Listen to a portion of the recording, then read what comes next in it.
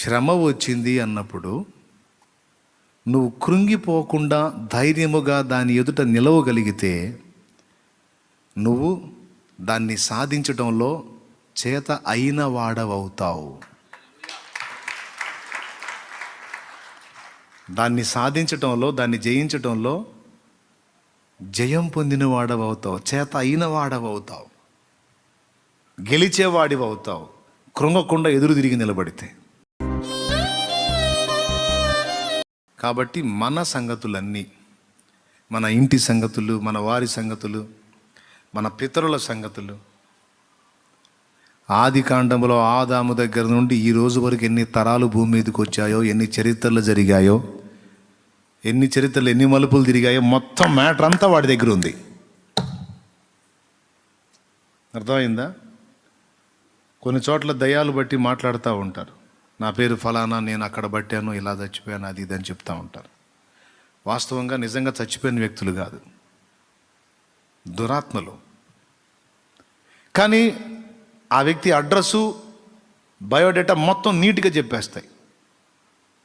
ఎలా ఎలా చనిపోయిందో చెప్తారు, ఎంతమంది పిల్లలో చెప్తారు, భర్త పేరేంటో చెప్తారు, అత్తమామ పేరేంటో చెప్తారు, లేదా భార్య పేరేంటో చెప్తాడు.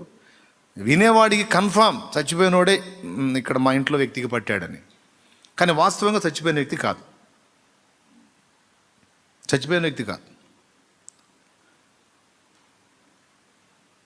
చచ్చిపోయిన వ్యక్తి రెండు స్థలాల్లో, అటు పాతాళానికో పరదేశుకో వెళ్ళిపోతాడు. ఎలాగన్నా చావని. ఆ వ్యక్తి పేరుని, ఆ రూపాన్ని అవసరమైతే వాడుకొని ఒక దురాత్మ మనుషుల్ని మోసగిస్తూ ఉంటుంది. అవసరమైతే ఆ బజార్లో ఉన్న వాళ్ళకి ఆ ఆకారాన్ని కూడా చూపించగలిగింది. అవసరమైతే ఆ ఆకారం అది పోల్చుకొని అక్కడ ఆ బజార్లో ఉన్న కొంతమందికి ఆ స్వప్నంలోనో, ఆ దర్శనంలోనో కనపడి వారిని మోసపుచ్చింది. ఆ చనిపోయిన వ్యక్తి యొక్క సంగతులు కొన్ని మాట్లాడి ప్రజల్ని తప్పుదారి పట్టించి మరికొంతమందిని ఎఫెక్ట్ చేయడానికి ట్రై చేసిద్ది. వినేవాళ్ళు ఏమనుకుంటారో తెలుసా? చచ్చిపోయినోడు పట్టాడు అనుకుంటారు, లేదా చచ్చిపోయిన అమ్మాయి పట్టింది అనుకుని వాళ్ళు కొట్టుకుంటారు అనమాట. వాస్తవంగా ఆ వ్యక్తికి సంబంధం లేదు, కానీ ఆ వ్యక్తి మ్యాటర్ అంతా వీటికి తెలుసు కనుక ఇవి వచ్చి ఆ మ్యాటర్ చెప్పినప్పుడు వీళ్ళు ఆటోమేటిక్గా కనెక్ట్ అయిపోతారు. నిజమని నమ్మి భ్రమించి మనుషుల్ని ద్వేషించుకొని ఒకరినొకరు ఇబ్బంది పెట్టుకుంటూ ఉంటారు. ఇదంతా వాడు చేస్తున్న మోసమే, దురాత్మలు చేసేటువంటి ఒక మాయ. కాబట్టి మన బలాలు, బలహీనతలు మొత్తం వాడికి తెలుసు, వాడి టీంకి తెలుసు. అంతకంటే ముందు దేవునికి తెలుసు. కొన్నిసార్లు మనకు కూడా అర్థం కాదు మన బలం ఎంతో. మనకు కూడా అర్థం కాదు దేవుడు మనకి ఎంత కృపనిచ్చాడో, మనలో ఎంత పవర్ ఉందనేది మనకు కూడా తెలియదు. దేవునికి తెలుసు, తర్వాత దయ్యానికి తెలుసు, సైతానికి తెలుసు. కాబట్టి భూమి మీద ఉన్న మనుషుల్ని, ముఖ్యంగా సత్యదేవుని వైపు, నిజదేవుని వైపు తిరిగినటువంటి వ్యక్తుల్ని ప్రత్యేకంగా టార్గెట్ చేస్తాడు. అంటే నిన్ను, నన్ను, మనల్ని చేసి మన బలహీనతలను ఎరిగినవాడు గనుక ఏ విషయాలు మనం ముందుకు పదే తీసుకొస్తే మనం కృంగిపోయే అవకాశం ఉందో వాటిని మన ముందుకు తీసుకొస్తూ ఉంటాడు పదే. ఈ రాత్రి కొన్ని విషయాలు చెప్తాను దేవుని నడిపింపులో, బాగా మనసులో పెట్టుకోండి, ఉపయోగపడతాయి. కొంతమంది అంత తేలిక కృంగిపోరు, కొంతమంది ఊరికనే కృంగిపోయే మనసు కలిగి ఉంటారు. ఈ సైన్స్ ప్రకారం చూసుకుంటే ఓ పాజిటివ్ బ్లడ్ గ్రూప్ వాళ్ళు ఒక టైపులో, ఏ పాజిటివ్ బ్లడ్ గ్రూప్ వాళ్ళు ఒక టైపులో, తర్వాత బి పాజిటివ్ బ్లడ్ గ్రూప్ వాళ్ళు ఒక టైపులో మనుషుల సైకాలజీ చెప్తారు సైంటిఫిక్గా. కానీ ఒక విషయంలో చెప్తాను, ఈ గ్రూప్ ఆ గ్రూప్ అని లేదు. అందరినీ రెండు భాగాలుగా విడగొడితే కొంతమంది, ఎక్కువ శాతం మంది కృంగుబాటుకు లోనయ్యేటువంటి విషయాలు కొన్ని ఉంటాయి. కొంతమంది కృంగిపోయే పరిస్థితులు ఎదురైనా కూడా వాటిని లక్ష్య పెట్టకుండా ఢీ కొట్టి ఎదురు నిలబడే తత్వం కలిగి కొంతమంది ఉంటారు. ఈ టైప్ వాళ్ళు 100లో 40% ఉంటే 60% మంది కృంగిపోయే మనసు కలిగి ఉండే వాళ్ళు ఎక్కువ మంది ఉంటారు. అంటే వాళ్ళకి అనుకూలమైనటువంటి పరిస్థితులు లేకుండా ప్రతికూల పరిస్థితులు ఎదురుపడితే, వాళ్ళు అనుకున్నట్టు జరగకుండా ఇంకో టైపులో జరిగితే వెంటనే కృంగిపోయి అంతా అయిపోయింది అని శూన్యంలో చూసుకుంటా ఏదో అయిపోయే మాలోకంలోకి అయిపోయేటువంటి పరిస్థితిలో కొంతమంది ఉంటారు. సరే, లోకాసుల్ని పక్కన పెడితే దేవుని నమ్ముకున్నాం, దేవుని బిడ్డలంగా ఉన్నాం, దేవుని యందు విశ్వాసం కలిగి ఉన్నాం అని చెప్పుకుంటున్న వ్యక్తులలో సైతం ఈ కృంగిపోయేటువంటి మెంటాలిటీ కలిగిన వాళ్ళు ఎక్కువ మంది ఉన్నారు కాబట్టి ఇక్కడ రాశాడు, నీవు భూమి మీద జీవించే జీవితం యుద్ధ దినములు, ట్రైనింగ్, నేర్చుకునే కాలం, అనుభవాలు గడించే కాలం. కాబట్టి నీకు అంత సుఖవంతంగా ఉండదు.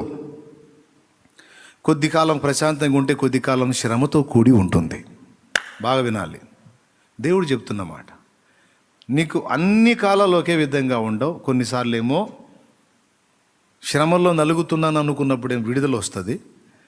కొన్నిసార్లు ఏమో ఏం పర్వాలేదు ఫ్రీగా ఉన్నాను అనుకున్నప్పుడేమో కొన్ని శ్రమలు చుట్టుముడతా ఉన్న పరిస్థితి కనపడుతూ ఉంటుంది మనకి.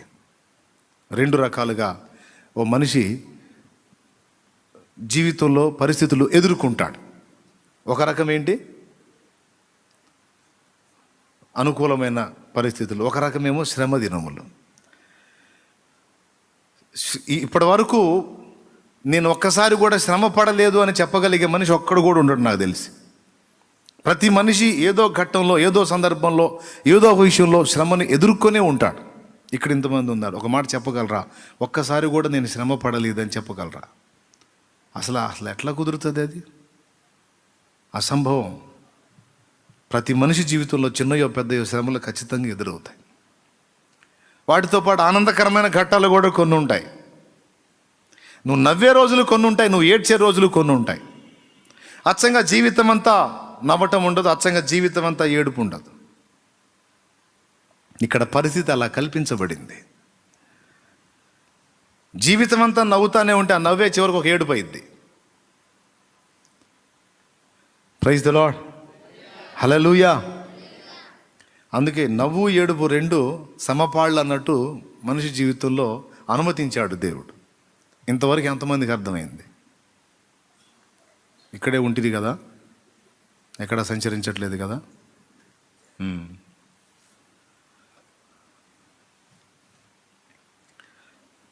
ప్రతి మనిషికి ఏదో ఘట్టంలో తను అనుకోని విషయాలు కొన్ని జరిగేటట్టుగా పరిస్థితులు వస్తాయి కనుక మధురమైన అనుభవాలే కాదు, మారా అనుభవాలు కూడా వస్తాయి, చేదైన అనుభవాలు కూడా వస్తాయి. గనుక ముందే దేవుడు రాయించి పెట్టాడు. శ్రమ దినము అనేది ఒకటి లేకపోతే శ్రమ దినమున కృంగొద్దు అనే మాట ఎందుకు వాడతాడు? శ్రమ దినము అనేది మన జీవితంలో ఒకటి అనుమతించే అవకాశం లేకపోతే, శ్రమ దినమున నీవు కృంగితే చేతగాకపోతావు, చేతగాక నిలిచిపోతావు, చేతగాని వాడవవుతావు, చేతగాని దాని అవుతావు ఎందుకు మాట్లాడాడు అంటే ఖచ్చితంగా మన జీవితంలో అయ్యి ఎదురవుతాయి. ఎదురైనప్పుడు ఏం చేయమన్నాడు? అసలు ఎదురయ్యాయి ఎట్లా ఎదురవుతాయి, మనం ఎలా ఉంటే ఎలా ఎక్కువ అవుతాయి, ఎలా ఉంటే ఎలా తక్కువ అవుతాయి అనే ఒక పాయింట్ని నేను ఈ రాత్రి మీకు అందిస్తా. మనం దేనికైతే ఎక్కువగా బలహీనపడుతున్నామో, డిస్టర్బ్ అవుతున్నామో వాటిని అపవాది మంచిగా జ్ఞాపకంలో పెట్టుకుంటాడు. వాడు ఒక్కొక్క మనిషి ఒక్కొక్క వీక్నెస్ కలిగి ఉంటాడు. ఇప్పుడు ఇందాక ఫస్ట్ శ్రమ విషయంలో చెప్తున్నాను. శ్రమ అందరికీ వచ్చేదే. కొంతమంది ఎదుర్కొంటారు, కొంతమంది కృంగిపోతారు. ఒకవేళ ఎదుర్కొని నిలబడేవాడి విషయంలో దేవునికి స్తోత్రం, కృంగిపోయే వారి విషయంలో మాత్రం ఇక్కడ మాట్లాడుతున్నాడు. శ్రమ వచ్చింది అన్నప్పుడు నువ్వు కృంగిపోకుండా ధైర్యముగా దాని ఎదుట నిలవగలిగితే నువ్వు దాన్ని సాధించటంలో చేత అయిన వాడవవుతావు. దాన్ని సాధించటంలో, దాన్ని జయించటంలో జయం పొందిన వాడవవుతావు, చేత అయిన వాడవవుతావు, గెలిచేవాడివవుతావు. కృంగకుండా ఎదురు తిరిగి నిలబడితే. కృంగిపోతే నువ్వు చేతగాని వాడవుతావు. కృంగిపోతే చేతగాని వాడవవుతావు, చేతగాని దానవవుతావు అంటే కృంగిపోకపోతే అని పెట్టి అప్పుడేమవుతావో రాసుకో. ఎందుకని? నేను కృంగిపోతే ఏం జరిగిద్ది? కృంగిపోతే ఏం జరిగిద్ది అంటే శత్రువు ఎంటర్ అయిపోతాడు. శత్రువు ఎంటర్ అయిపోయి, ఈ సందర్భంలో మీకు గతంలో ఒక ఎగ్జాంపుల్ చెప్పాను. మీకు ఇంట్లో బాత్రూముల్లో ఉంటాయి కదా, బాత్రూములు ఇళ్లలో మూలలు ఉంటాయి. కాస్త ఎప్పుడన్నా ఒక్కసారి అలా అవకాశం దొరికితే మనసు పెట్టి చూడండి. సాలెపురుగులు గూళ్ళు అల్లుతాయి. బాత్రూముల్లో ఎక్కువ ఉంటుంది, ఇళ్లలో మూలల్లో ఉంటాయి. అవి గూళ్ళు అల్లుతాయి. గూళ్ళు ఎందుకు అల్లుతాయో తెలుసా? అదొక దగ్గర ఉంటుంది, దాని చుట్టూ గూడు అల్లిద్ది. ఏదన్నా పురుగు కానీ, ఏదో చీమ కానీ, దోమ కానీ ఏదన్నా వచ్చి ఆ గూడుకు టచ్ అయిందనుకో, అది జిగురు పదార్థం అన్నమాట. ఏ ప్రాణైనా సరే దానికి చిక్కుబడిపోయింది. చిక్కుబడ్డప్పుడు వెంటనే అది ఉన్న ప్లేస్ నుంచి కదిలి వచ్చి ఏదైతే ఒక చీమే దానిలో పడింది అనుకో, అది వదులుచుకోవటానికి ట్రై చేస్తుంటుంది. ఎంత ప్రయత్నించినా అది వదలదు, జిగురు పదార్థం. దాని మీద నడవాలన్నా తిరగాలన్నా ఒక్క సాలెపురుగుకు మాత్రమే కంఫర్ట్గా ఉంటుంది, కానీ ఇక ఏ జీవికి కంఫర్ట్ ఉండదు. పగటి వేళల్లో కాదు, నైట్ టైం దానికి ఫుడ్ టైం అయినప్పుడు టపాటప్ అల్లి ఉంటుంది. బాత్రూంలో మనం నైట్ చూస్తే మామూలుగానే ఉంటుంది, తెల్లారేటప్పటికి గూడు అల్లి ఉంటుంది. ఎందుకంటే నైట్ డ్యూటీ చేస్తుంది. అది పగలంతా రెస్ట్లో ఉంటుంది, నైట్ డ్యూటీ చేస్తుంది. ఎందుకంటే నైట్ పురుగులు అవి వస్తుంటాయి కదా, వచ్చి పడతాయి. పగలు వెలుగు కదా, చిక్కుపడవు. రాత్రి వేళలో చీకటి కదా, చిక్కుపడతాయి. పడ్డప్పుడు ఆ పురుగు వచ్చి ఆ గూట్లో చిక్కుకున్నప్పుడు ఏదో పురుగు వచ్చి ఏమో దోమో ఏదో టచ్ అయ్యి అక్కడ కొట్టుకుంటూ ఉంటుంది. అప్పుడు ఇది వచ్చి ఏం చేస్తుందో తెలుసా? వెంటనే అయ్యో చిక్కుపడ్డావా, అయ్యో నేను నిన్ను కాపాడేదా, నేను నిన్ను కాపాడుతాను అన్నట్లుగా ఇంకా కొంత ఆ జిగురు పదార్థాన్ని దాని మీద రిలీజ్ చేస్తూ ఉంటుంది. ఒక లేయర్ అది స్టెప్పులుగా అల్లిద్ది. కొంచెం గుర్తొస్తుందా నేను చెబుతుంటే? అది కూడా తెలియదంటే ఇక నేను చేయగలిగింది ఏం లేదు. తెలిస్తే సంతోషం. గుర్తొచ్చిందా? ఎట్లా ఉంటుంది? దారాలు కానీ చుట్టినట్టుగా ఉంటుంది, లేయర్స్, స్టెప్పులు.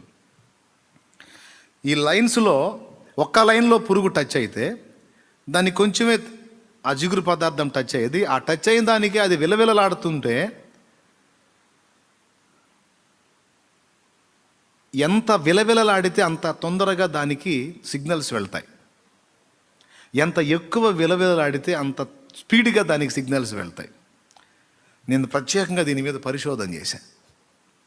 కొన్ని జీవులు చిక్కుపడ్డప్పుడు తెలివిగా ఏం చేస్తాయో తెలుసా? కదలవు. వాటికి అర్థమైపోయిద్ది. కావాలంటే నేను చెప్పింది నిజమో కాదో ప్రయోగాలు చేసి చూడండి. భూతార్థం వాటి కొనుక్కొచ్చుకొని చూడండి. పిచ్చి పని అనుకోవద్దు. మనకు పాఠం ప్రకృతిలో ప్రతి జీవి నుండి దేవుడు దాచిపెట్టాడు. పాఠం, ఆత్మీయ పాఠం. కొన్ని జీవులు ఏం చేస్తాయో తెలుసా? ఆ సాలిగూట్లో చిక్కుకున్న జీవులు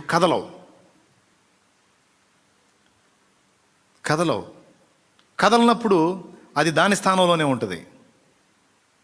ఎప్పుడైతే ఇది భయానికి లోనై కృంగిపోయి అయ్యో నేను చిక్కుబడిపోయాను, బాబోయ్ నన్ను కాపాడండి, అయ్యో అమ్మో అయ్యో అని అది ఎప్పుడైతే ఎక్కువగా కదిలిద్దో గూడు మొత్తం కదిలి ఆ సెంటర్లో ఉన్న దానికి సిగ్నల్స్ వెళ్ళి వెంటనే మేల్కొని ఏదో క్యాచ్ అయింది నాకని దాని దగ్గరికి వచ్చేసి దాని మీద ఇంకా ఒక లేయర్ తగిలే కృంగిపోతే ఇంకా కృంగిపోవడానికి అవకాశం ఉన్నంత వరకు దాని మీద, అంటే ఇంకా ప్యాక్ అయిపోవడానికి దాని మీద ఆ జిగురు పదార్థాన్ని విడుదల చేసి అదిగో మీకు స్క్రీన్ మీద వేశాడు చూడండి.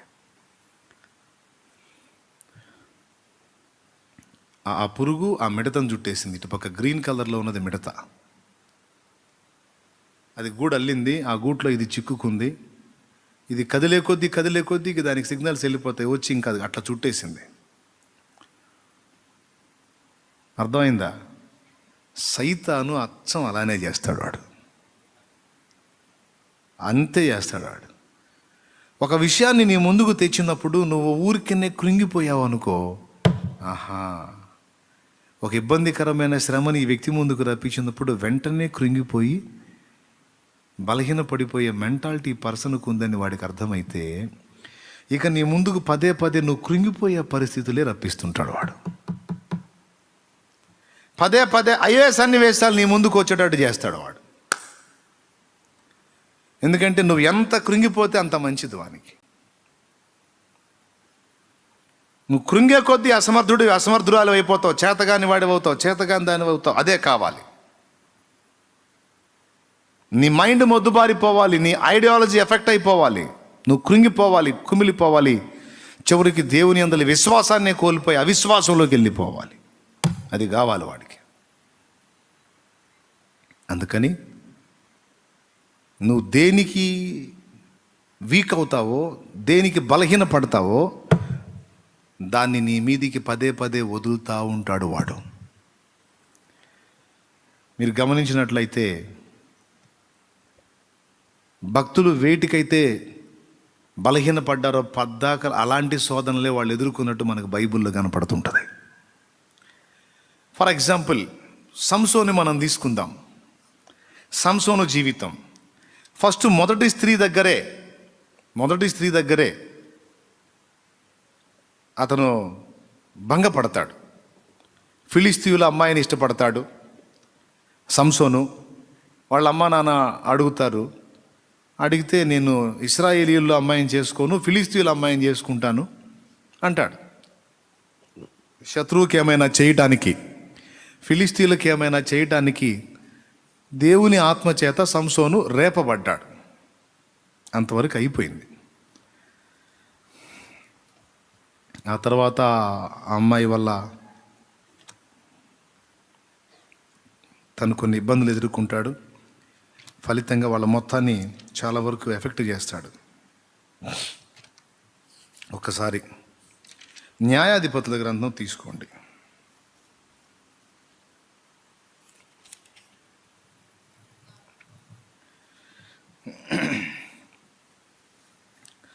సంసోన్ లైఫ్ మీరు గమనించినట్లయితే ఆయన స్త్రీ విషయంలో బలహీనుడిగా కనపడతాడు. మొదటి అమ్మాయి సంగతి పక్కన పెడితే, రెండవది న్యాయాధిపతుల గ్రంథం 16వ అధ్యాయంలో మొదటి వచనం నుంచి ఒకసారి చూడగలిగితే ఇలా ఉంటుంది. తరువాత సంసోను గాజాకు వెళ్ళి వేశ్యనొకతను చూచి ఆమె యొద్ద చేరెను. సంసోను అక్కడికి వచ్చినని గాజా. చూడండి, ఒక దేవుని ప్రజలకు న్యాయాధిపతి అయిన వాడు ఆమె మోసగిస్తే, ఆమె అందకపోతే ఇంకొక ఆమెని వివాహం చేసుకొని వైవాహిక జీవితంలో స్థిరపడాలి, లేదా అలాగ ఉండిపోవాలి. కానీ సంసోను వేసినటువంటి పొరపాటు అడుగు ఏంటంటే వేశ్యాలోలత్వం. 16లో గాజాలో ఒక వేశ్యను కనుగొని ఆమె దగ్గర చేరతాడు. ఆమె దగ్గర చేరి కొంతకాలం ఆమె దగ్గర ఉంటాడు. ఆ తరువాత 4వ వచనం మీరు చూస్తే, పిమ్మట అతడు షోరేకు లోయలోనున్న దెలీలా అను స్త్రీని మోహింపగా ఫిలిప్తీయుల సర్దార్లు ఆమె యొద్దకు వచ్చి. మళ్ళీ ఏం చేశాడు? మళ్ళా పిమ్మట అతడు షోరేకు లోయలోనున్న దెలీలా అను స్త్రీని మోహింపగా. ప్రారంభం నుంచి అతని పతనావస్థ దాకా కూడా స్త్రీల మీదనే ప్రయాణం సాగింది. ఇక సంసోనుకి వేరే వీక్నెస్. సంసోను ధనాపేక్ష పరుడా? చెప్పండి పెద్దగా. లేదు. ధన వ్యామోహం గలవాడా? లేదు. గర్వహృదయుడా? లేదు. భక్తిహీనుడా? లేదు. భక్తిహీనుడు కాదు. పోనీ అవిశ్వాస? నో. హెబ్రీ పత్రిక 11లో విశ్వాస వీరుల జాబితాలో శాంసన్ ఎక్కాడు. ఇక మిగిలిన ఏవైనా చూడండి మీరు, నంబర్ 1 ఉంటాడు. కానీ ఒక్క బలహీనత, అదే బలహీనత ఒక్కసారి రాలా. శత్రువు పదే పదే పదే పదే అదే బలహీనతను ముందుకు తీసుకొచ్చి దాన్ని చూపించి దాని ద్వారానే శాంసన్ దెబ్బ కొట్టాడు. ఇది మనకు పాఠం. మీరు ఇక్కడ కూర్చున్న వాళ్ళు కావచ్చు, లైవ్లో ఉన్నోళ్ళు కావచ్చు, మీకు 64 గుణాలలో 62 సుగుణాలు ఉండొచ్చు, ఒక 2 మీకు బలహీనతలు ఉండొచ్చు. ఉదాహరణకి తొందరపడి కోపపడే తత్వం నీకుందనుకో, తొందరపడి కోప్పడే బలహీనత నీకుంది, ఇంకా వేరే ఏం లేవు. ఎవరన్నా పిచ్చిగా వ్యవహరిస్తే మాత్రం తట్టుకోలేవు, వెంటనే రివర్స్ అయిపోతావు, అదొక వీక్నెస్ ఉంది నీకు. వెంటనే గలగల మాట్లాడేస్తావు, కోపంతో మండిపడతావు, హడావుడి చేసేస్తావు, అదొక బలహీనత ఉంది నీ దగ్గర అనుకో. వాడింక నీకు వ్యభిచారం చేయించే శోధన తీసుకురాడు, మోహపు చూపులు చూసే శోధన తీసుకురాడు, కృంగిపోయే శోధన తీసుకొని రాడు. ఎందుకంటే నువ్వు అక్కడ బలహీన పడవు. నీకున్న వీక్నెస్ ఏంటంటే కోపపడే తత్వం, ఆత్రపడి కోపపడతావు. ఆ కోపం అంటూ వచ్చిందంటే నువ్వేం మాట్లాడతావు, ఏం చేస్తావు, ఆ కోపం యొక్క తీవ్రత తగ్గేంత వరకు నీకు అర్థం కాదు. వాక్యం ఏం చెబుతుంది? కోపపడుడి కానీ పాపము చేయకూడని ఉంది. ఆత్రపడి కోపపడ వద్దు. కోపచిత్తుని అంతరింద్రియములలో, బుద్ధిహీనునే అంతరింద్రియములలో కోపము అనే ఉంది. ఆ తర్వాత కోపచిత్తుడు దేవుని చిత్తాన్ని ఇట్లా అనేక వచనాలు ఉన్నాయి. సో కోపపడండి, పాపం చేయొద్దు అంటే కోపపడేటప్పుడు పాపం చేసే అవకాశం కూడా ఉంది. అది నీ దగ్గర ఉంది, ఆ వీక్నెస్ అనుకో. వాడు ఇంక నీకు వేరే విషయాలు తీసుకురాడు. నువ్వు ఏ విషయంలో అయితే వీక్ అవుతావో పదే పదే పదే అదే నీ ముందుకు వచ్చేటట్టు వాడు చేస్తాడు. సాంసోను అన్ని విషయాల్లో బలవంతుడు, ఒక్క స్త్రీ దగ్గర మాత్రం అతను వీక్. అది కూడా సంసోను ప్రేమ పిపాసి. ఏం పిపాసి? పిపాసి అన్న, పిశాసి అనలేదు, మీరు భయపడకండి. ప్రేమ పిపాసి అంటే తన హృదయంలో ఒక ఆశ, తనను ప్రేమించే ఒక స్త్రీ కావాలి, తనను అర్థం చేసుకునే ఒక స్త్రీ కావాలి, తన మనసులోకి తొంగి చూడగలిగే ఒక స్త్రీ కావాలి. ఫస్ట్ ఒక అమ్మాయిని చేసుకున్నాడు, అమ్మాయి మోసం చేసింది, సరే తీసే. తర్వాత ఇంకో చోట అట్లా తీసే. తర్వాత గాజాకు వచ్చి ఒక వేశ్య దగ్గర చేరాడు. వేశ్య దగ్గర ప్రేమ ఎక్కడ దొరుకుతుంది? ప్రేమ దొరకదు కదా. ఒక మానవ శరీరం లభిస్తుందేమో కానీ ప్రేమ దొరకదు. కాబట్టి అక్కడ కూడా అతను ప్రశాంతంగా ఉండలేకపోయాడు. తన హృదయం ప్రేమ కోసం పరితపిస్తుంది. అది కూడా ఏ ప్రేమ? స్త్రీ ప్రేమ, తననంటూ అర్థం చేసుకునే ఒక స్త్రీ. కొంతమంది స్త్రీలేమో పురుషుని ప్రేమ కోసం పరితపిస్తుంటారు. స్తోత్రం చెప్పండి ఒకసారి, హల్లెలూయా చెప్పండి గట్టిగా. తననంటూ అర్థం చేసుకునే ఒక పురుషుడు, తన విషయంలో సీరియస్గా ఉండే ఒక పురుషుడు, తన బాధ్యతలు గుర్తించే ఒక పురుషుడు, తనకు అండగా బాసటగా నిలిచే ఒక పురుషుడు, తన గురించి ఆలోచించే ఒక పురుషుడు. కొంతమంది స్త్రీలేమో పురుష ప్రేమ కొరకు, కొంతమంది పురుషులేమో భార్యలు ఉన్నవాళ్ళు సైతం, భార్యలు ఉన్నవాళ్ళు. ఇక్కడ ఒక చిన్న విషయం చెప్తా విను, నీకు మంచిగా ఉపయోగపడింది. ఆల్రెడీ భార్య ఉంది, ఆమె భర్తగా నీకు జరిపించాల్సిన న్యాయం జరిపిస్తుంది, చాలా వరకు నీకు అన్ని విషయాల్లో తోడ్పాటు అందిస్తుంది ఆమె. అయినా పరస్త్రీలను మోహించేటువంటి తత్వం నీ దగ్గర ఉందనుకో, ఏదో దేవుడు నాకు ఇచ్చినంతలో తృప్తిగానే ఉన్నాను, నాకు ఇబ్బంది ఏం లేదు, దేవునికి స్తోత్రం అనుకునే మనసుంటే ఏం లేదు. అక్కడ నువ్వు వీక్గా లేవు, నీకు ఆ వీక్నెస్ లేదన్నట్టు. నీకు మంచిగా అన్ని విషయాల్లో సహకారిగా ఉన్నటువంటి భార్య ఉన్నా కూడా నువ్వు అదనంగా ఇంకొక స్త్రీని మోహించావు అనుకో, అప్పుడు వాడికి నీ దగ్గర సందు దొరికి ఆ మోహాన్ని నువ్వు తీర్చుకోవడానికి, నువ్వు పొరపాటు అడుగు వేయటానికి వాడు నీకు లైన్ క్లియర్ చేస్తాడనమాట. ఎట్లనో తెలుసా? కాస్తో కూస్తో సహకారిగా ఉన్నటువంటి వైఫ్ ఉంది చూడు, ఆమె వైపు నుంచి నీకు శోధన వచ్చేటట్టు చేస్తాడు. మళ్ళీ చెప్తున్నా, ఆమె వైపు నుంచి నీకు ఇబ్బంది వచ్చేటట్టు చేస్తాడు. అంతకుముందు నువ్వు వేరే స్త్రీతో రాంగ్ స్టెప్ వేయటానికి ట్రై చేసావు అనుకో, అందరూ ఏమంటారు? నీకేం పిచ్చంట్రా, నిక్షేపం లాంటి భార్య, అసలు ఏం తక్కువరా అమ్మాయికి, అసలు ఎంత ప్రేమించింది నిన్ను, ఆ అమ్మాయి ఎంత బాగా చూసుకుంటుంది, ఎంత బాగా చూసుకుంటుంది అన్న వ్యక్తులు ఉంటారు కదా. తేడా వస్తే అలా అంటారు కదా. అంటే భార్య అంత అద్భుతంగా ఉంది సహకారిగా, కానీ అంత అద్భుతంగా ఉన్నప్పుడే వేరే స్త్రీని మోహించాడు కదా. ఒకవేళ అలా మోహించి అవతల వ్యక్తితో పొరపాటు స్టెప్ వేయడానికి ముందుకు అడిగేస్తే అందరూ ఏమంటారు? ఇందాక నేను అన్న మాటలన్నీ అంటారు, ఏం తక్కువైందిరా, మంచిగా జీవిత భాగస్వామి ఉంది కదరా, నిన్ను అర్థం చేసుకునే మనిషి కదరా, నీ కోసం అంకితం అయ్యే మనిషి కదరా, నీకు అట్లా చేసే కదరా, ఇట్లా చేసే కదా, అన్నీ ఏకరవ పెడతారు.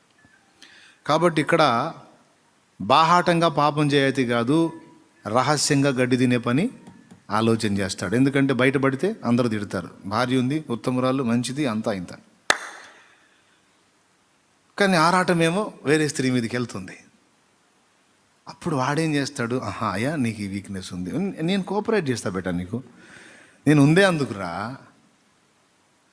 నేను ఉందే అందుకు, ఓకే ఇప్పుడు నీకు లైన్ క్లియర్ చేస్తా చూడని ఈ మనిషిని బలహీనపరుస్తాడు. ఈ మనిషితో ఏ మనిషి అయితే నీకు పర్వాలేదు అనిపించిందో ఆ మనిషి నీకు రివర్స్ అయ్యేటట్టో, లేకపోతే అన్ని విషయాల్లో నీకు అనుకూలంగా లేని స్థితిలోకి నెట్టేయటమో, బలహీనతలకు గురి చేయటమో, రోగానికి గురి చేయటమో, ఇబ్బందులకు గురి చేయటమో వాడు చేసి, సమాజము నువ్వు తప్పు చేస్తుంటే ఇక నిన్ను విమర్శించడానికి అవకాశం లేని పరిస్థితి అవతల వ్యక్తికి కల్పిస్తాడు వాడు. కుట్ర. ఎంతమందికి అర్థమైంది? చాలా సున్నితమైన పాయింట్ ఇది. నువ్వు తప్పు చేయటానికి ఇక లాజిక్ ఇస్తాడు అన్నట్టు వాడు నీకు. నువ్వు ఎందుకు చేస్తున్నావు అంటే నీకు అన్యాయం జరుగుతుంది మరి, అందుకు చెప్పు, ఎలుగెత్తి చెప్పు సమాజానికి. అడిగితే చెప్పు, నీ భార్య బాగానే ఉంది కదా అని ఎవడన్నా అడిగితే చెప్పు, ఏం బాగుంది నీకు తెలియదా? అప్పుడు సమాజమే చెప్తారనమాట, నిజమే పాపం వాడిని అర్థం చేసుకోవట్లేదు, ఏందో రాకాశలాగా అయిపోయింది, గయ్యాళి గంప అయిపోయింది, పాపం వాడిని ప్రశాంతంగా బ్రతకనివ్వట్లేదు, మరి వాడు మాత్రం ఎందాక నూరుకుంటాడు, పాపం బలహీనపడ్డట్టున్నాడు. పాపం. అర్థమైందా? కాలేదా? మీ కర్మ, నేను చెప్పను ఇంక మళ్ళీ. దేవునికి స్తోత్రం. అనుకూలత కల్పిస్తాడు అన్నమాట. స్త్రీ విషయంలో కూడా అంతే. కాస్త కూస్తో సహకరించే భర్త ఉండి కూడా నువ్వు అడుగులు జార సిద్ధపడితే అసలు పూర్తిగా ఆ పర్సన్ నుండి నువ్వు కట్ అయిపోవటానికి, నువ్వు అధికారికంగా పాపం చేయటానికి నీ భర్త విషయంలో వాడు శోధించడం మొదలు పెడతాడు. అక్కడ పూర్తిగా ఎఫెక్ట్ చేసి నువ్వు ధైర్యంగా స్వేచ్ఛగా పాపం చేయటానికి నీకు వాడు మార్గాలు సరళపరుస్తాడు. ఎందుకంటే అన్నీ బాగున్నప్పుడే నీకు దురాశ ఉంది. ఆ దురాశ నెరవేర్చాలంటే ఇక్కడ బాగలేదు అనిపించాలి, ఇక్కడ న్యాయం జరగట్లేదు అనిపించాలి, ఇక్కడ అన్యాయం జరుగుతుంది అనిపించాలి. అప్పుడు ఇంకా ధైర్యంగా అధికారికంగా నువ్వు పాపం చేయగలుగుతావు. అది కావాలి వాడికి. మనం దేని విషయంలో బలహీనపడతామో దాన్ని విషయంలో వాడు పనిగట్టుకొని దృష్టి పెడతాడు. అది ఈరోజు పాఠం. అర్థమైందా? అర్థం కాకపోతే చేయగలిగింది ఏం లేదు, మోకాళ్ళేయండి. అర్థమైతే మాత్రం ధన్యులే, జాగ్రత్త పడతారు, అన్ని విషయాల్లో సరి చేయబడతారు, యేసు వైపు దృష్టి నిలుపుతారు, గొప్ప విజయాన్ని సాధించగలుగుతారు. దైవజనుడు ప్రభు దగ్గరికి వెళ్ళిపోయాడని ఒక వేదన ఉన్న ఆయన సాధించినటువంటి పరిచర్య విజయం చాలా మాదిరికరంగా ఉంది. నాకు కూడా ఎంతో ప్రేరణ ఇచ్చినటువంటి దైవజనుడు ఆయన. ఆత్మల విషయంలో ప్రతి దైవజనుడిని గుర్తిస్తాను, వాళ్ళ ప్రయాసని, వాళ్ళు ఎట్లా ప్రయాణం చేస్తున్నారు, ప్రయాణ పద్ధతులు గమనిస్తాను. ఈవేళ దేవుని సన్నిధిలో ఆయన మాటలు విన్న నీవు, నేను, మనం అందరం కూడా ఒకసారి మనం ఆత్మ పరిశీలన చేసుకుందాం. ఎట్లా ఉన్నాం, మన పరిస్థితులు ఎలా ఉన్నాయి, మన ప్రయాణం ఎట్లా నడుస్తుంది, ఎటు చూస్తున్నావు? అయ్యే ఎక్కువ అవుతుంటాయి. తావివద్దు. బలహీన పడితే చేతగాని వాడవు, చేతగాని దానివి అవుతావు. ఒక కృంగుబాటులోనే కాదు, శరీర వాంఛలోనే కాదు, ధనాపేక్షలోనే కాదు, అసూయలోనే కాదు, కోపంలోనే కాదు, మనుషుల దయా విషయంలోనే కాదు, ఎక్కడ వీక్ అవుతావో పద్దాకలు అయ్యే పరిస్థితులు వస్తాయి. వాడు కల్పిస్తాడు. తావివద్దు. దేవుని వైపు చూడు. దేవునితో సంబంధం ఏర్పరచుకో. ఎప్పుడు చెప్పిన శాలేమన్న మాట ఇదే. దేవుని హత్తుకో. దృష్టి మళ్ళనియొద్దు. ఆయన్ని అడుగు, దేవా, శ్రమలకు భయపడితే వాటిని ఎక్కువ చేస్తాడు వాడు. వాటిని ఎదిరించు. ఒక శ్రమకు కృంగిపోతే మళ్ళీ ఇంకో శ్రమ వచ్చేటట్టు చేస్తాడు. దానికి కృంగిపోతే ఇంకోటి వచ్చేటట్టు చేస్తాడు. చివరికి నీకు విరక్తి పుట్టేంతగా రప్పిస్తాడు వాడు. లెక్క చేయొద్దు. ఎదిరించు. పరిస్థితులను ఎదిరించు. శ్రమలను ఎదిరించు. తిరుగుబడు.